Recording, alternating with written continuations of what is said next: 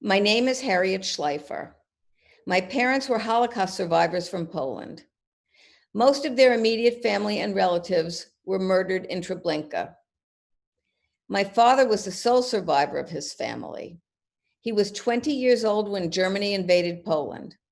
He was sent from the large, then the Kleine ghetto, to a munitions factory slave labor camp. He was a kind and courageous man who did whatever he could to help others. After he died, a woman I had never met contacted me. She said, "I want to tell you that, if not for your father, I would have died. He snuck out of the ghetto and risked his life to get me medicine. I was on the verge of death." In the munitions factory, he also secretly sabotaged machinery. My mother was married to someone else before the war. She lost everyone except her brother. My father and mother knew each other as children and ended up together in the slave labor camp as a couple.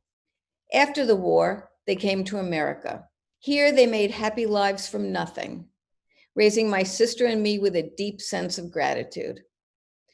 My mother once said, "Harriet, life can be so beautiful."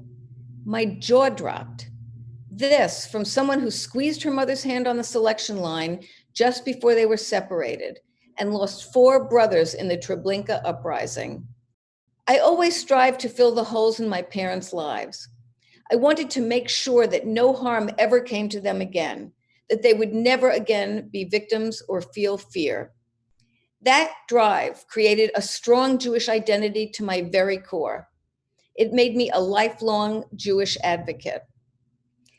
I'm participating in the AJC Virtual Global Forum in honor of my beloved parents.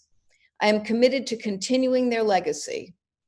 I need to ensure that future generations have the same sense of Jewish identity in their heads, their hearts, and in their kishkas. I want to help ensure that Jewish peoplehood and Jewish identity thrive around the world, that the victims of the Shoah, including so many of my family, did not die in vain. Today, I am here to say that no one should ever have to hide their Jewish identity. All human beings deserve dignity and respect. We must protect Jews. We must protect all vulnerable communities. We must build bridges and join hands so that no one is ever attacked simply for who they are. AJC is my vehicle through which I pursue these goals. As global Jewish advocates, we speak up, we speak out, and we must, as my parents taught me.